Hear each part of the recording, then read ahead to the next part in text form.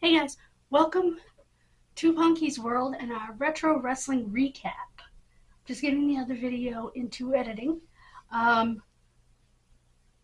retro wrestling recap is Starrcade 83, the first Starrcade. It was called Flair for the Gold.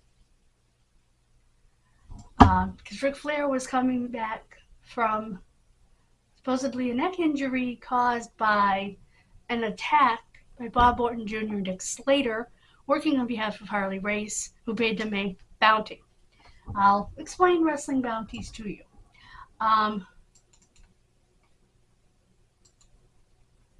In wrestling sometimes,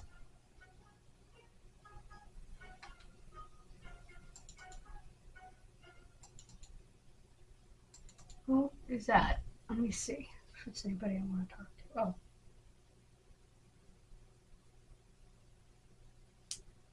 And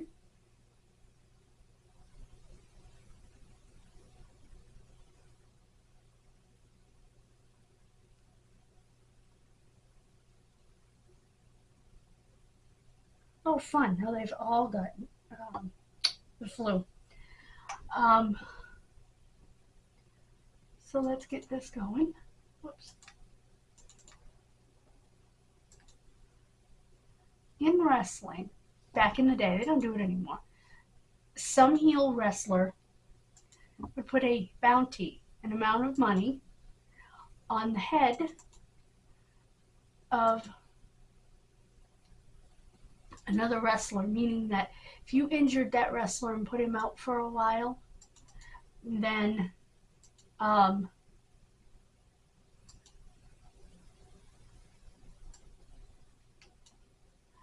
you would receive the money.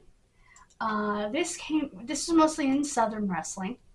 This came from like the old West days where they would, why are you not, just frozen on me. From the old West days when they would put bounties on, outlaws' heads. Pay you $10,000 if you bring this outlaw in. You know what I mean? And, okay, that was the last one.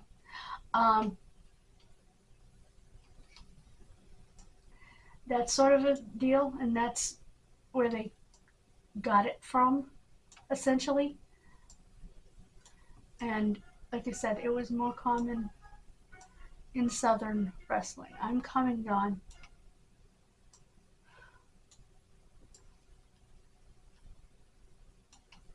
And it was more common early in wrestling. Oh, I don't want that last one. I don't want that last one. Remove.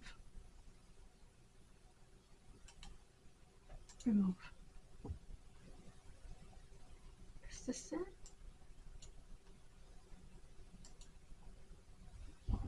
We're gonna hear. We will. Sorry, my nose is running down my.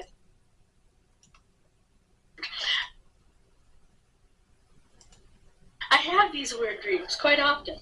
Okay, that's and so I'm going to end the vlog. Thank you so much for joining me. Hope you heard that, guys. And I need to check that message. It's kind of important, and I apologize for that. But I do not have my phone or my tablet sitting here. So what I'm going to do is quickly pause you to go check that. Okay, guys, I was telling you about bounties in wrestling.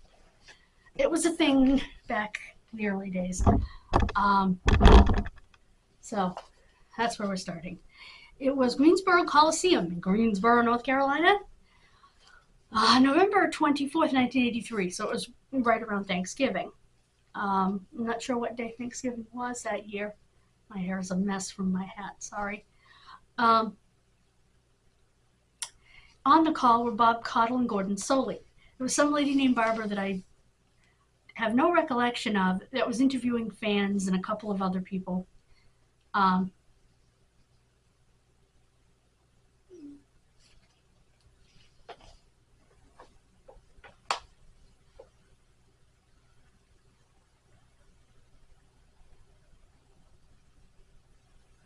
Glad she went to the doctor.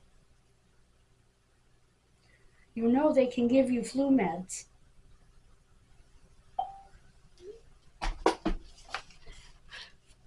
Anyway, before I was interrupted. This was the first Starrcade. Tony Schiavone, a very young Tony Schiavone, was backstage interviewing wrestlers. We'll get to more of that in my notes. Let's go through the matches, winners and losers, then we'll go through my notes, because I have a lot of notes. The Assassins versus Bugsy McGraw and Rufus R. Jones. The Assassins won when the illegal man came in, because they look exactly alike, and scooped somebody up for the pin. I think it was Jones. Oh no, it was Bugsy. Sorry. Kevin Sullivan and Mark Lewin versus Johnny Weaver and Scott McGee. Sullivan and Lewin were actually tag partners for a very long time. Throughout the Florida territory.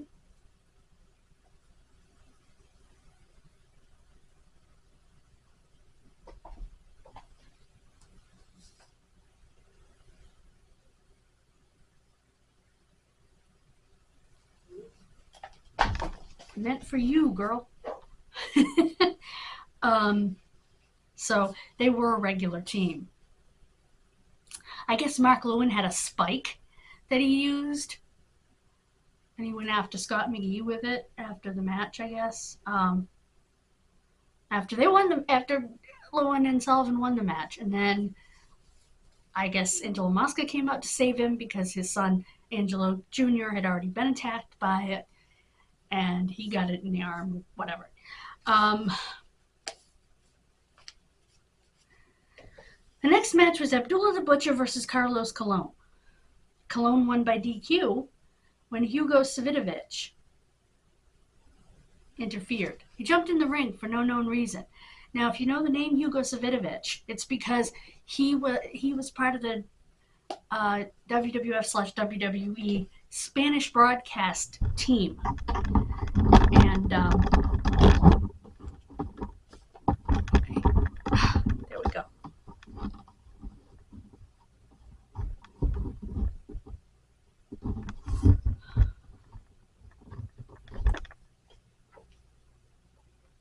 Don't you have insurance yet?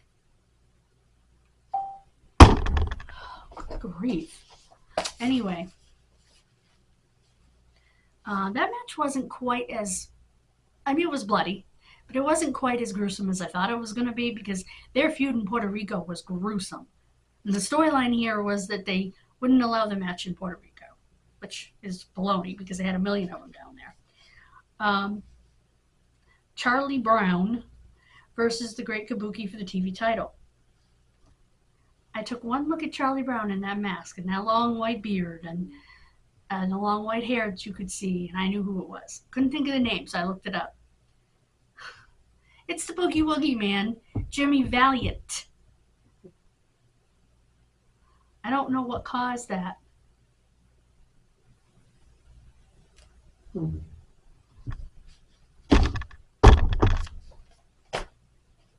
I'll answer that in a minute. And Charlie Brown, Jimmy Valiant, became the new TV champion, defeating the Great Kabuki. Orton and Slater versus Mark Youngblood and Wahoo McDaniel. Orton and Slater pinned Wahoo and then tried to break his arm. Again, they were a couple of those wrestlers that went after the arm.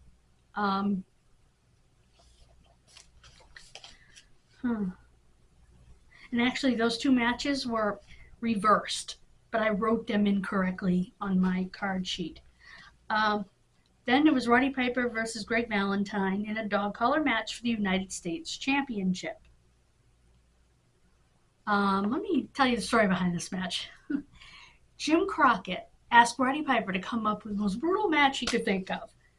So he came up with a dog collar match. They did the match. I said, you need to do it 5 more times. And he said, excuse me? But he also did it against, oh crap, what is his name? I can't think of his name. It's not Mad Dog Vachon, but it's a Mad Dog. Another Mad Dog. But anyway, Roddy became the new U.S. champ. Jay Youngblood and Ricky Steamboat for the World Tag Team titles versus the Briscoes. The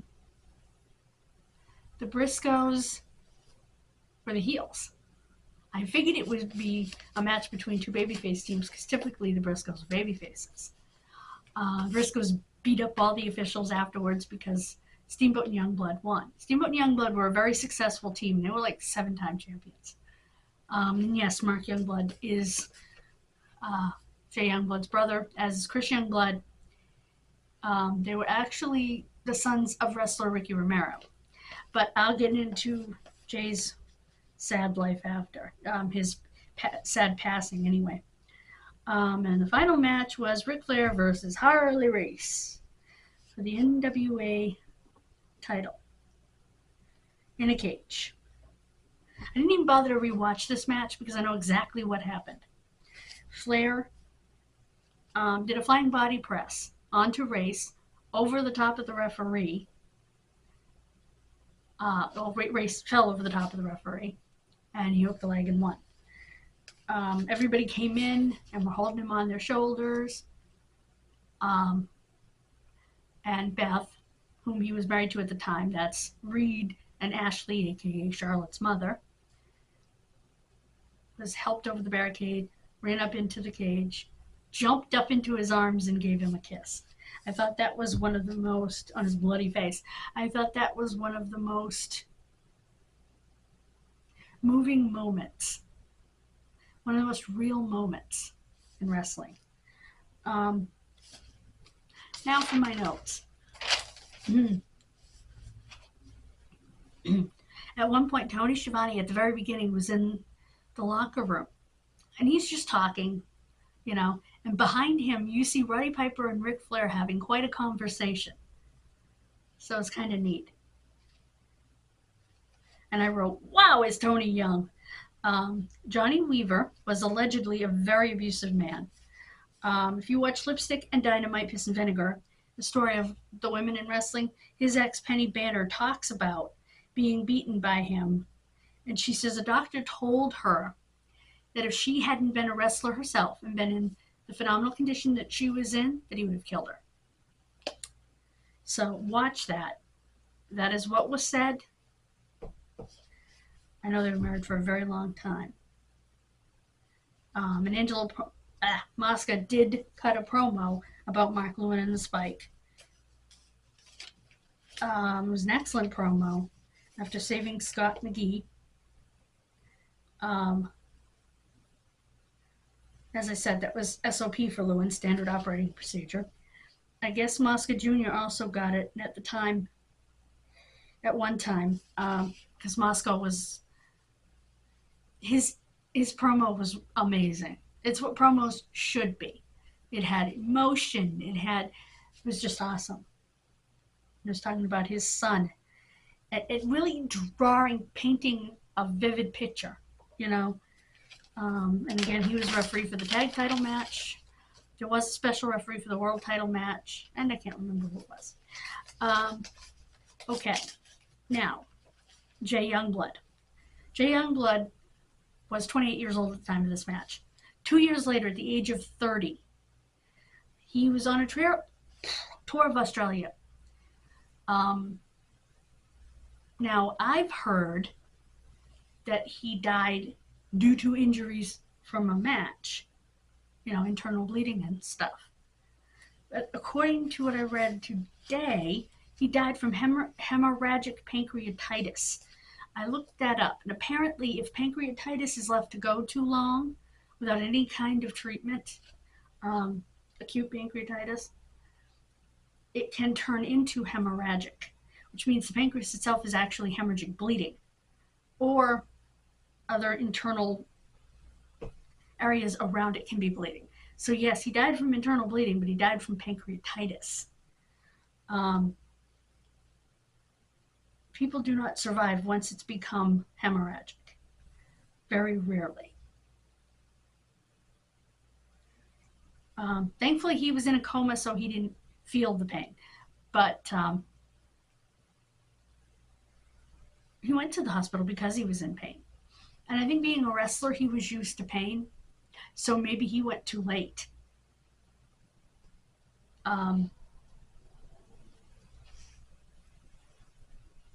Anyway, he left a young son and a young daughter. So that's quite sad.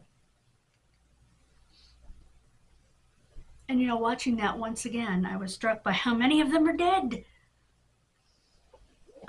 Angelo Mosca Sr. is dead. Blue. Gordon Soley is dead.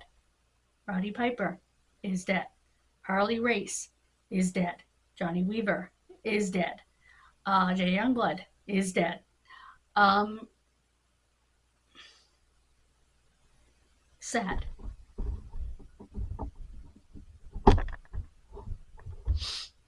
I'm trying to think who else was there. Oh, Dusty Rhodes is dead. Dusty Rhodes was there because he was supposed to challenge whoever won the title match between Flair and Race.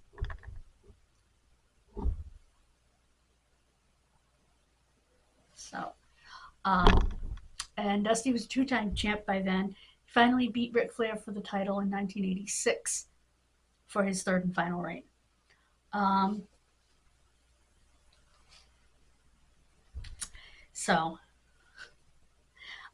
I think my favorite match was Piper and Valentine. I love Piper, as you know.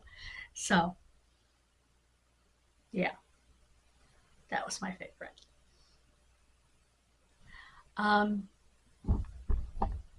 Thank you so much for joining me. Have a wonderful rest of your day. Please click that subscribe button and that bell for notifications. Remember, you can customize them. God bless you. And I will see you next time. Bye-bye.